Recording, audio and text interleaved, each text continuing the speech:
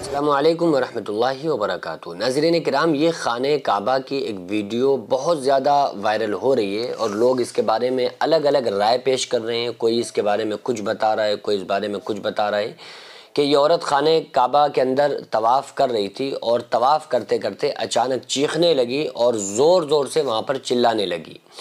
تو جب یہ زور سے چلائی ہے تو لوگ اس کی طرف آگے بڑھے، اس سے متاثر ہوئے۔ تو جب یہ پوری بات جو سمجھ میں آئی اور جو پوری بات نکل کر آئی، جو لوگوں کے مطابق جیسا کہ لوگ بتا رہے ہیں اور جیسا کہ دکھایا جا رہا ہے اس کے بارے میں، کہ یہ عورت جو وہاں پر چیخ رہی ہے، چلا رہی ہے اور کعبے کی طرف دیکھ کر عجیب سی اس کی شکل و صورت بن رہی ہے، گویا کہ اس کو کعبہ نظر ہی نہیں آ رہا ہے اور یہ زمین کے اوپر گر کے رو رہی ہے۔ تو اس سے جب پوچھا گیا تو اس کا یہ کہنا ہے کہ مجھے کعبہ نظر نہیں آ رہا تھا۔ یعنی سارے لوگ پورے کعبے کے اندر، لاکھوں لوگ کعبے کے ارد گرد طواف کر رہے تھے، وہ سارے لوگ کعبے کو، بیت اللہ کو دیکھ رہے تھے، لیکن اس عورت کو خانہ کعبہ نظر نہیں آ رہا تھا۔ تو جب اس سے پورا معاملہ دریافت کیا گیا اور پوچھا گیا کہ آخر بتاؤ تمہارا ایسا کون سا گناہ ہے جس گناہ کی وجہ سے آج تم خانہ کعبہ کو نہیں دیکھ پا رہی ہو، تو اس نے اپنی پچھلی زندگی پہ بہت زیادہ غور و خوض کرنے کے بعد آخرکار ایک واقعہ بتایا اور اس نے بتایا کہ میں اپنی عورتوں میں، اپنے علاقے میں عورتوں کوئی تدفین اور ان کے کفن وغیرہ، غسل دینا، کفن پہنانا، یہ میں ان کو کام کیا کرتی تھی۔ یعنی اس علاقے میں جو بھی شخص کوئی عورت انتقال کرتی تھی تو یہی عورت اس کا کفن دفن کیا کرتی تھی۔ تو ایک مرتبہ ایک ایکسیڈنٹ میں میاں بیوی کا انتقال ہوا، میاں بیوی ختم ہوئے اور اس حادثے میں جو عورت کا جب عورت کا انتقال ہو گیا نا تو یہ اس کو غسل دے رہی تھی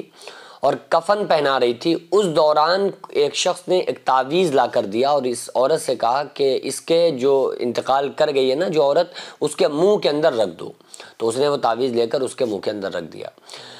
پھر اس کے 2 بچے اور تھے، یعنی یہ جس کا حادثہ ہوا تھا، جس حادثے میں میاں بیوی کا انتقال ہوا، جس عورت کو اس نے غسل دیا، اس عورت کے 2 بچے تھے۔ تھوڑے دن کے بعد خبر ملی کہ وہ بچہ بھی ختم ہو گیا، ایک چھوٹی جو بچی تھی وہ ختم ہو گئی۔ تو اس کے بعد جب یہ عورت اسی گھر میں گئی ہے نا تو پھر اس کو وہی ایک تعویذ دیا گیا کہ اس بچے کے جو بچی ختم ہو گئی ہے اس کے منہ کے اندر رکھ دو۔ اس نے وہ تعویذ کچھ پیسے وغیرہ لے کر اور لوگوں نے پیسے دیے، لالچ میں آ کر اس نے وہ تعویذ منہ میں رکھ دیا۔ پھر اسی تھوڑے وقت گزرا تھا کہ اسی گھر کے اندر ایک اور حادثہ ہو گیا، ایک اور جو بچہ تھا وہ بھی ختم ہو گیا۔ تو اس کے بعد اس کو پھر وہی تعویذ دیا گیا، اس نے پیسوں کے لالچ میں اس کے منہ میں وہ تعویذ بھی رکھ دیا۔ تو پھر بعد میں یہ بات پتہ چلی کہ وہ تعویذ ٹونا ٹوٹکا کالا جادو کرایا جا رہا تھا، کیونکہ جو چچا اور بابا میں جو لوگ تھے نا، جو حادثے میں جو میاں بیوی کا انتقال ہوا، اس حادثے میں جن کا انتقال ہوا ان کے جو فیملیز اور گھر والے بھائی اور ان کی بیویاں اور ان کے بچے، ان سارے لوگوں نے مسکوٹ بنا کر ان کے لیے تعویذ گنڈا کروایا گیا، کالا جادو کرایا گیا کہ ان کے یہاں سب ختم ہو جائیں، تو اس کے بعد پھر ہمیں ساری پراپرٹی جو ہوگی وہ ہم تم تقسیم کر لیں گے، ہم لوگ بانٹ لیں گے۔ یہ جو بات چرچا میں ہے وہ تو یہ ہے جو میں نے آپ لوگوں تک بتائی۔ اس سے بہت سارے سبق بھی حاصل ہوتے ہیں کہ ہمارے کچھ ایسے گناہ ہوتے ہیں جس کی وجہ سے اللہ تبارک و تعالیٰ کا جو خاص اعزاز اور اکرام ہوتا ہے، اللہ تبارک و تعالیٰ اس کو بندوں کی نظروں سے پوشیدہ کر دیتا ہے۔ اسی لیے جنتی جو ہوں گے وہ اپنے جنت میں جانے کے بعد اپنے اپنے عمل کے اعتبار سے ان کو جنت ملے گی۔ تو اللہ تبارک و تعالیٰ کسی کو تو خود کو ہفتے میں دکھائے گا، جمعے کو دکھائے گا، کچھ ایسے لوگ ہوں گے جنت الفردوس میں جو جب چاہیں گے اللہ رب العالمین کو دیکھیں گے۔ تو یہ اللہ کی مرضی ہے، اللہ آنکھیں دینے کے بعد بھی اپنے گھر کی زیارت نہ کرائے اور چاہے تو آنکھیں معمولی سے روشنی میں اللہ تبارک و تعالیٰ زیارت کرا دے، تو اللہ رب العزت کا کام ہے، یہ اللہ کا اختیارات ہے۔ لیکن یہاں پر ایک چیز میں آپ کو اور بتاؤں گا کہ کیا تعویذ گنڈا کرنے سے یا کسی کے اوپر کرانے سے، کالا جادو کرنے سے کیا کسی کی موت ہو سکتی ہے؟ تو دیکھیے، موت اور زندگی کا جو مالک ہے وہ اللہ رب العالمین کی ذات ہے۔ اذا جاء اجلها لا يستأخرون ساعة ولا يستقدمون، کہ جب موت کا وقت قریب آ جاتا ہے تو ایک ذرہ نہ جلدی ہوتی ہے نہ ایک ذرہ دیری ہوتی ہے۔ تو یہ اللہ رب العالمین کا اختیار ہے کہ کس کو کب مرنا ہے۔ یہ موت دینا، اگر یہ کرنے دھرنے والوں کے ہاتھ میں ہوتا نا کہ یہ جب چاہیں جسے چاہیں مار دیں، تو ان کے علاوہ کوئی پھر دنیا میں زندہ ہی نہیں ہوتا، پھر تو یہ سب کو فٹافٹ مار دیتے نا، کیونکہ یہ کب کسی سے خوش ہیں۔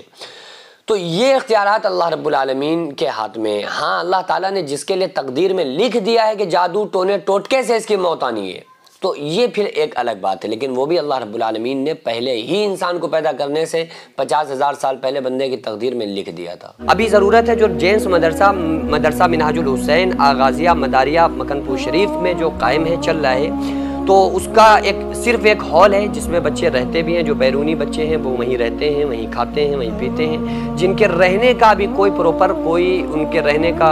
کوئی ہال یا کوئی رہنے کے لیے ہاسٹل کمرے وغیرہ موجود نہیں ہیں، جس کی چھت پر انشاءاللہ تعالیٰ اگر کچھ کمرے بن جائیں تو بچوں کے رہنے میں اور اساتذہ کے وہاں پہ رکنے میں کچھ آسانی ہو جائے، کیونکہ پورا مدرسہ جو بنا ہے اللہ رب العزت کی قسم کھا کے بتا رہا ہوں کہ بغیر کسی فنڈنگ، بغیر کسی چندے کے بنا ہے، جو اللہ نے مجھ سے کام لیا، میں نے خود کام کیا، اور یہ آپ کو فوقیت کے لیے نہیں بتا رہا ہوں بلکہ صرف آپ کے حوصلے کے لیے بتا رہا ہوں۔ تو اس کے لیے تعمیری کچھ کام ہونا ہے، آپ لوگوں سے خصوصی گزارش ہے کہ اس میں اس کار خیر میں تعاون کریں، اس کام میں حصہ لیں، تاکہ ہمارا یہ جو کام ہے، یہ جو مشن ہے، یہ کمپلیٹ ہو سکے۔ اللہ تبارک و تعالیٰ اس کا صلہ ہم کو عطا فرمائے۔